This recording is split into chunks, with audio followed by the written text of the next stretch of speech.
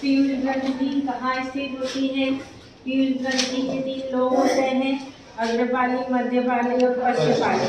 तीनों पालियों से कौन कौन से हार्मोन स्रावित होते हैं और उनके कार्य, ये आप लोगों को पता है। अब आज बात करेंगे हम अनियमितता की, यानी पीयूष ग्रंथि अनियमित हो जाती है या उसके द्वारा जो हार्मोन स्रावित होते हैं, या तो वो अधिक स्रावित होंगे तो कौन से रोग उत्पन्न होंगे, कम होंगे तो क्या प्रभाव होंगे, आइए देखते हैं। सबसे पहला हार्मोन क्या था? वृद्धि हार्मोन या STH, सोमेटोट्रोपिक स्टिमुलेटिंग हार्मोन, सोमेटिन भी कहते हैं इसको, और ये शरीर के वृद्धि और विकास को प्रेरित करता है। अब सोचो इस हार्मोन का बहुत ही ज़्यादा स्रावण हो जाएगा तो क्या होगा? व्यक्ति सामान्य से अधिक, जैसे आप लोगों की क्लास में कोई बिल्कुल खली जैसा व्यक्ति आ जाए, हाँ, कई बच्चे देखे होंगे तुमने कि ये वो तुम्हारी 17-18 साल की एज ग्रुप के, पर दिखने में कितने लंबे चौड़े हट्टे कट्टे हष्ट पुष्ट, हालांकि लगते अच्छे हैं पर कुल मिलाकर है तो असामान्यता ही। तो इतना असामान्य होना भी गलत बात है, ठीक है। तो वो व्यक्ति क्या कहलाते हैं? Pituitary joint. अब हार्मोन का स्रावण अधिक हुआ तो उपापचय क्रियाएं बहुत ज़्यादा होगी, तो व्यक्ति बहुत ज़्यादा खाएगा पिएगा तो अपने आप क्या होगा? वो हष्ट-पुष्ट बलवान, सामान्य से अधिक लंबा चौड़ा, जैसे भीम था, अलग दिखता था कि नहीं पांडवों में, तो इस तरीके से अलग शारीरिक वृद्धि वाला व्यक्ति नजर आएगा, ठीक। इसके बाद अधिकता हो जाएगी तो व्यक्ति सामान्य से अधिक लंबा रहेगा, उसकी जो बॉडी की ग्रोथ ज़्यादा होगी, गाल बाहर निकले हुए रहेंगे, चेहरा ज़्यादा लंबा होगा। तो इस तरीके का जो रोग है वो क्या कहलाएगा? एक्रोमेगाली। हाथ पैर लंबे होंगे। एक मिनट, इसमें और कुछ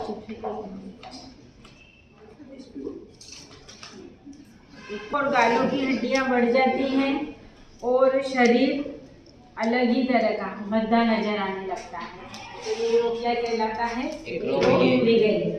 इसके बाद अगला दिया है काइफोसिस। अब देखो काइफोसिस का इन्होंने क्या दे रखा है कि हार्मोन की अधिकता हो रही है तो व्यक्ति क्या हो रहा है? सामान्य से अधिक लंबा हो रहा है। अब आपने कभी नोटिस किया हो कि जो व्यक्ति ज़्यादा लंबे होते हैं वो बैठते हैं तो किस पोजीशन में बैठते हैं? हल्के से यूँ झुके हुए बैठते हैं। देखिए उनकी रीढ़ की हड्डी ऐसे कर्व होती है, वो तो सामान्य लंबे व्यक्तियों की बोल रही हूँ, और यहाँ व्यक्ति कैसा है? असामान्य लंबा है, जाइंट है, तो क्या हो जाएगा? वो एक निश्चित उम्र के बाद पूरा का पूरा क्या होगा? झुकने लगेगा, कुबड़ा हो जाएगा, सामान्य से अधिक लंबाई होने पर। तो ये जो रोग होगा वो क्या कहलाएगा? काइफोसिस, ठीक। इसके बाद इसी STH की क्या हो जाएगी? कमी हो जाएगी। तो कमी होने पर व्यक्ति क्या होगा? पूरी तरीके से उसका डेवलपमेंट नहीं होगा, छोटा रह जाएगा, प्रजनन दृष्टि से भी क्या होगा? अयोग्य रह जाएगा। तो ऐसे व्यक्ति क्या कहलाते हैं? बार्फ या निगेट। इसके बाद एक और रोग दिया हुआ है इनमें कमी का, साइमंड रोग। अब देखो साइमंड रोग के लिए इन्हें दिया है कि शरीर में ऊतकों का क्षय हो जाता है, प्रॉपर कोशिकाएं ऊतक बन रहे हैं लेकिन वो जल्दी जल्दी क्या होते हैं? नष्ट हो जाते हैं। इसके कारण व्यक्ति कमजोर हो जाता है और समय से पूर्व ही वो वृद्ध दिखाई देने लगता है। तो ये रोग क्या कहलाता है? साइमंड रोग। समय से पूर्व ज़्यादा उम्र का दिखाई देना, मान लो वो 30-35 साल का ही है और 50-55 वाले के समान नजर आ रहा है, तो गलत बात है ये भी, ठीक। इसके बाद जो अगला हार्मोन है हमारा GTH, गोनेडोट्रोपिक हार्मोन या गोनेडोट्रोपिक स्टिमुलेटिंग हार्मोन, गोनेड से रिलेटेड है ये। अब गोनेड्स के द्वारा क्या होता है? मेल और फीमेल हार्मोन सीक्रेट होते हैं, मेल और फीमेल जेनाइटल ऑर्गन का विकास होता है और मेल और फीमेल गैमेट बनते हैं। तो ये लिखा है फॉलिकल स्टिमुलेटिंग हार्मोन। फॉलिकल का मतलब होता है टेस्टिस या ओवम के अंदर ऐसी छोटी छोटी कोशिकाएं गोलाकार, वो कहलाती है फॉलिकल सेल्स।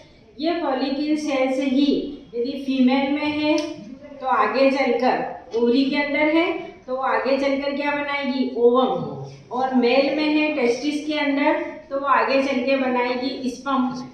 तो ये जो GTH हार्मोन है ये फॉलिकल निर्माण को भी क्या करता है, कंट्रोल। सही बने तो स्पर्म और ओवम का डेवलपमेंट होगा और नहीं बना तो डेवलपमेंट इम्प्रॉपर होगा, पूरी तरीके से नहीं होगा, कुछ न कुछ प्रॉब्लम रह जाएगी। इसके बाद अगला है ल्यूटिनाइजिंग हार्मोन। ठीक, ये GTH इन दो को कंट्रोल करता है। ये तो गोनेड्स के डेवलपमेंट को और गोनेड्स के द्वारा जो गैमेट बन रहे हैं उनको कंट्रोल कर रहा है ये हार्मोन ल्यूटिनाइजिंग हार्मोन। ये मेल और फीमेल जो हार्मोन होते हैं, मेल में टेस्टोस्टेरोन होता है, फीमेल में एस्ट्रोजन या प्रोजेस्टेरोन होता है, उनके कार्यों को कंट्रोल करेगा। अब सेकेंडरी सेक्सुअल कैरेक्टर, बॉडी का डेवलपमेंट जो किशोर अवस्था में होना चाहिए, जो चेंजेस वो हो रहे कि नहीं हो रहे, उनको ये वाला हार्मोन कंट्रोल करेगा। ये तो कार्य हो गए।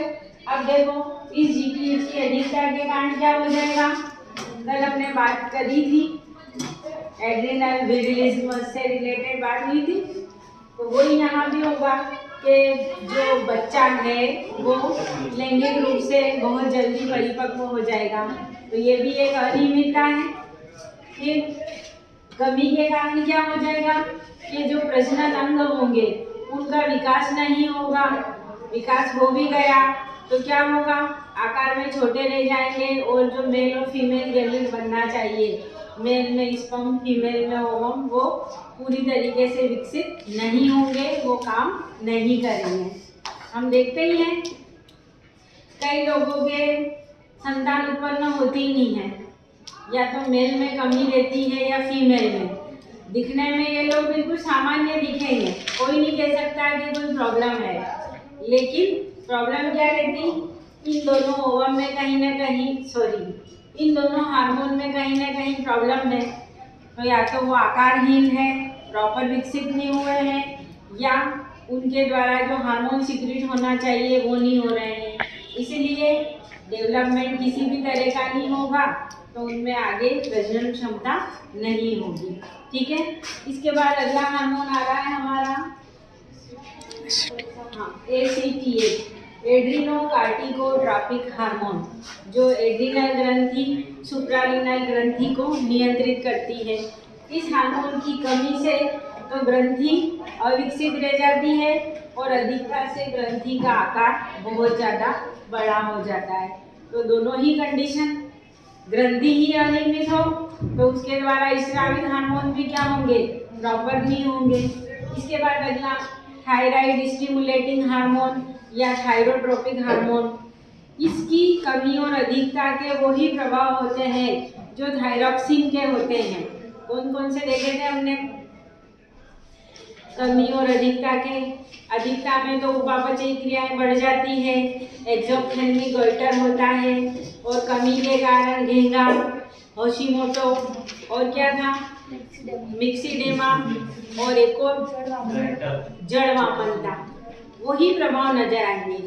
ठीक है, इसके बाद अगला है लेक्टोजेनिक हार्मोन, लेक्टोज मतलब दुग्ध की शर्करा, और ये कौन सा हार्मोन है, फीमेल हार्मोन है, और इसे क्या कहते हैं, प्रोलेक्टिन। अब ये हार्मोन अनियमित हो जाएगा, मान लो इसकी अधिकता हो गई तो फीमेल में क्या मेल में भी हो सकता है, असमय दूध बनने लगेगा और मेमरी ग्लैंड जरूरत से ज़्यादा विकसित होगी, और कमी हो जाएगी तो फीडिंग के लिए जो दूध बनना चाहिए बच्चे के विकास के लिए, प्रॉपर दूध ही नहीं बनेगा, तो बच्चे का विकास प्रभावित होगा कहीं ना कहीं, और मेमरी ग्लैंड आकारहीन होती है, बहुत छोटी रह जाती है। तो दोनों ही कंडीशन जीवों के लिए हानिकारक है। इसके बाद डायबेटोजेनिक हार्मोन कल बात करी थी हमने, रक्त में शर्करा को नियंत्रित करता है या ये इंसुलिन के विपरीत कार्य करेगा और कमी और अधिकता के वही प्रभाव रहेंगे जो इंसुलिन के पढ़े थे हमने। ठीक है, इसके बाद MSH मिलेनोसाइट स्टिमुलेटिंग हार्मोन एक प्रकार का वर्णक होता है मिलेनिन जो त्वचा के रंग को निर्धारित करता है। अब इस हार्मोन की कमी हो जाती है, वैसे ये अच्छा हार्मोन है, सूर्य की पराबैंगनी किरणों से हमारी रक्षा करता है। अब ये हार्मोन जैसे हम धूप वगैरह में जाते हैं या अभी ठंड में धूप में बैठे रहते हैं तो हमारा जो कलर है वो हल्का सा क्या होता है, डार्क हो जाता है, थोड़े से काले हो जाते हैं हम। क्यों? क्योंकि वो मिलेनिन जो डर्मिस में है वो त्वचा के ऊपर आकर फैल जाता है, इसके कारण हमारी त्वचा की रक्षा होती है। फिर हम वापस छांव में रहने लग जाते हैं या वापस धूप में बैठना बंद कर दिया तो हमारा जो कलर था वापस वो ही आ जाता है। ठीक, लेकिन यदि ये MSH बिल्कुल ही नहीं हो मिलेनिन हमारी बॉडी के अंदर तो क्या होगा, एक प्रकार का रोग होता है एल्बिनिज्म। देखे होंगे आपने, पूरा चेहरा भूरा रहता है, अंग्रेज टाइप लगता है, तो वो कोई खुश होने की बात नहीं है, वो एक तरीके की बीमारी है। ठीक है, हम इंडियंस हैं तो हमारा रंग कैसा होना चाहिए, सांवला गेहुआ, और वो है तो ही मानो कि हाँ हम स्वस्थ हैं, अच्छे हैं। ठीक है, हाँ, और ज़रूरत से ज़्यादा भी हो गया तो क्या होगा, बॉडी के ऊपर तेल ही तेल नजर आएंगे, चकते ही चकते नजर आएंगे, और बहुत ज़्यादा कालापन भी अच्छी बात नहीं है। गेहुआ सांवला वो बेस्ट है, तो दोनों ही कंडीशन अच्छी नहीं है। इसके बाद आता है मध्यपाली से कोई हार्मोन नहीं था, पश्चपाली से 2 हार्मोन सीक्रेट होते हैं, ऑक्सीटोसिन और वेसोप्रेसिन। अब पश्चपाली से सीक्रेट होने वाले इन दोनों हार्मोन को क्या कहते हैं, पिट्यूटरिन भी कहा जाता है। ये ऑब्जेक्टिव का प्रश्न है। अब आता है वेसोप्रेसिन, ये ADH एंटी डायूरेटिक हार्मोन होता है, शरीर में कितना यूरिन बनेगा ये कंट्रोल करता है। सोचो शरीर के अंदर वेसोप्रेसिन की मात्रा बढ़ जाए। अब हमने जो किडनी के द्वारा यूरिन फॉर्मेशन देखा था तो हमने ये इस तरीके का डंडे का लूप बनाया तैयार कर, ठीक है, और इसके आसपास इस तरीके की केशिकाएं बनाई थी जिनने क्या करा था, स्त्रावण भी करा था और पुनः अवशोषण भी करा था। तो ये वेसोप्रेसिन हार्मोन क्या करता है, जो यूरिन फॉर्मेशन के समय जल के अवशोषण को नियंत्रित करता है।